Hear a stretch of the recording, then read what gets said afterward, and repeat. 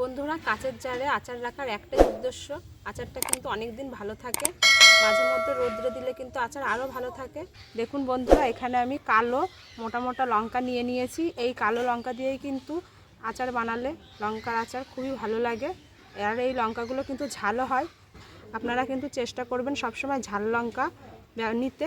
এরকম লঙ্কা নিয়েই আচার করলে কিন্তু আচারটা খেতে খুবই ভালো লাগবে। তা বন্ধুরা, আমি আচার বানানোর জন্য লঙ্কাটা কিন্তু প্রথমেই ভালো করে ধুয়ে নিয়ে ভালো করে মুছে নিয়েছি। লঙ্কাতে জল থাকলে কিন্তু আচার খেতে ভালো লাগবে না, আর আচারটা ভালোও হবে না। আচার তৈরি করার জন্য কিন্তু লঙ্কাটা বোটা ছাড়িয়ে নেব।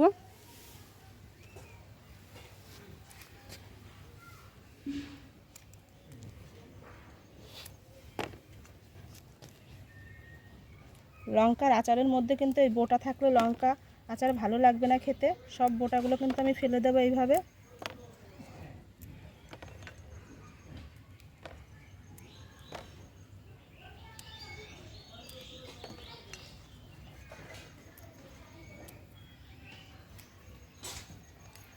সব লঙ্কার বোটাগুলো আমি ভালো করে ছাড়িয়ে নিয়েছি। এবার লঙ্কাগুলো মাঝখান থেকে চিড়ে নেব।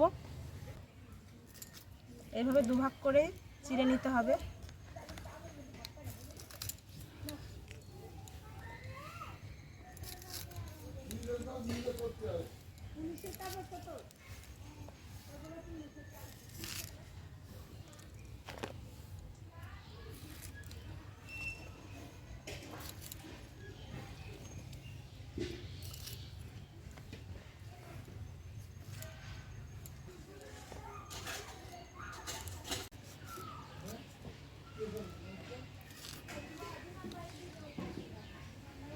শুকনো কড়াইতে আমি কিছু মশলা ভেজে নেব।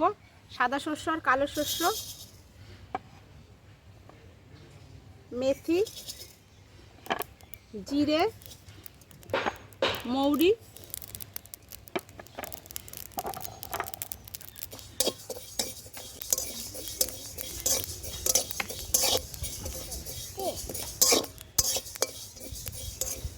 এই সময় কিন্তু উনুনের আঁচটা একদমই কম রাখতে হবে, না হলে মশলাগুলো পুড়ে যাবে। মশলা পুড়ে গেলে কিন্তু আচার খেতে ভালো লাগবে না। সুন্দর একটি গন্ধ বেরোচ্ছে মশলা থেকে। মশলা ভাজা হয়ে গেছে, এবার নামিয়ে দেবো।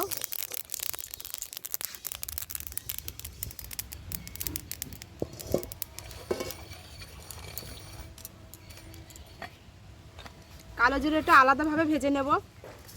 কালো জিরে তাড়াতাড়ি ভাজা হয়ে যায়, এই জন্য আমি কালো জিরেটা পরে ভাজলাম।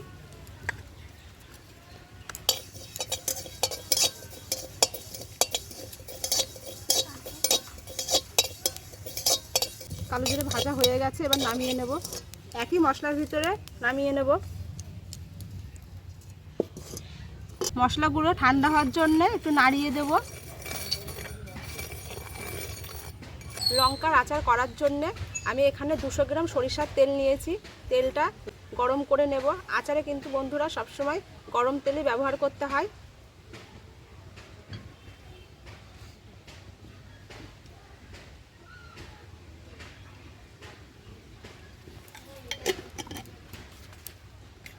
উনুনের আঁচটা কিন্তু আমি জোরে দিইনি, একদম আস্তে হচ্ছে। এইভাবে আস্তে আস্তে তেলটা গরম হতে থাক। শুকনো মশলাগুলো গুঁড়ো করে নেব। পরে ঠান্ডা হয়ে গেলে ভালো বাটা যাবে না, এরকম গরম অবস্থায় বেটে নিতে হবে, তাহলে গুঁড়োটা ভালো হবে।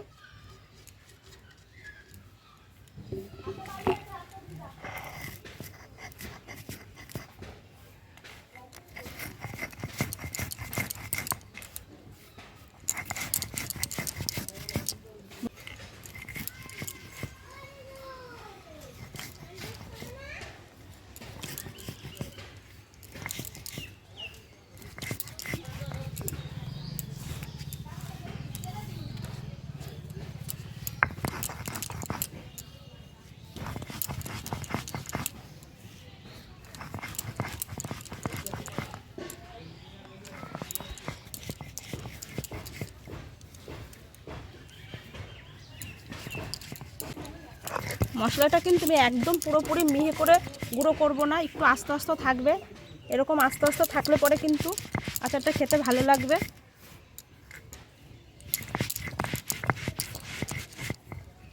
দেখুন বন্ধুরা, আমি কিন্তু একদম পুরোপুরি গুঁড়ো করিনি, মশলাটা কিন্তু একটু গোটা গোটা আছে। এবার আমি মশলাটা নামিয়ে নেব।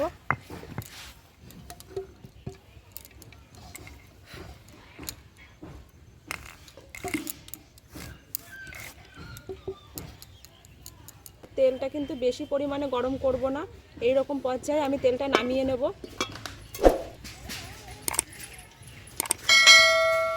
ঠান্ডা হওয়ার জন্য তেলটা এইভাবে রেখে দেব।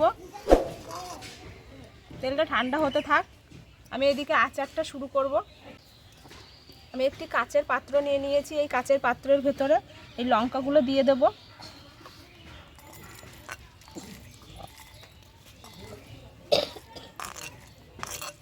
আচারের মধ্যে লেবুর রস দেওয়ার জন্য লেবুটা কেটে নেব। এটা কিন্তু গন্ধরাস লেবু, আচারে কিন্তু গন্ধরাস লেবু দিলে আচারটা খেতে ভালো লাগবে। আপনারাও গন্ধরাস লেবু দেওয়ার চেষ্টা করবেন।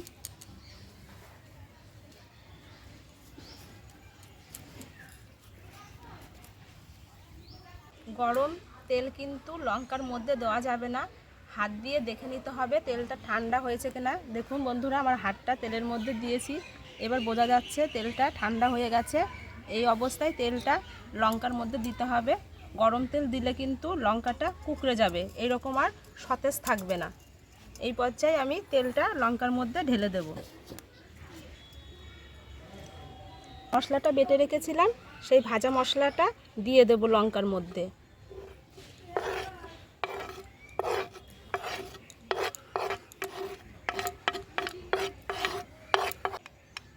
হাফ চামচ হলুদ গুঁড়ো দেব, লবণ দেব, একটু বেশি পরিমাণে লবণটা দেব। লবণটা আমি এখানে 2.5 চামচ মতো দেব। লবণটা সবসময় আচার একটু বেশি দিতে হয়, অনেক দিন তাহলে আচারটা ভালো থাকে। কাশ্মীরি লঙ্কার গুঁড়ো দেব ভালো কালার হওয়ার জন্যে। এখানে 1 চামচ কাশ্মীরি লাল লঙ্কার গুঁড়ো আছে। আর এই যে গন্ধরাস লেবুর রসটা চিপে দিয়ে দেব। গন্ধরাস লেবুর রসটা দিচ্ছি, আচারটা অনেক দিন ভালো থাকবে। আপনারা ভিনিগার চাইলে দিতে পারেন, আমার বাড়িতে ভিনিগার নেই, এর জন্য আমি গন্ধরাস লেবুর রসটাই ব্যবহার করছি। ভিনিগারের কাজই করবে এটাও।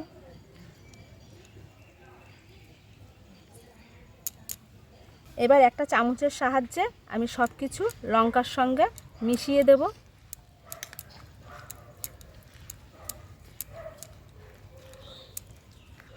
আপনারা দেখতেই পাচ্ছেন বন্ধুরা কি সুন্দর কালার হয়েছে। গন্ধরাস লেবু দেওয়ার জন্য এত সুন্দর একটা গন্ধ বেরোচ্ছে। বন্ধুরা আপনারা বাড়িতে এইভাবে করে দেখবেন। বন্ধুরা এই লঙ্কার আচারটি ভালো থাকার জন্য আমি কিন্তু একটি কাচের বয়াম নিয়ে নিয়েছি। এই বয়ামের ভেতরে আমি এই আচারটি ভরে রাখবো, অনেক দিন ভালো থাকবে। আপনারাও চেষ্টা করবেন এই কাচের বয়াম নিতে। এবার লঙ্কার আচারটা এই বয়ামের মধ্যে ঢেলে নেব।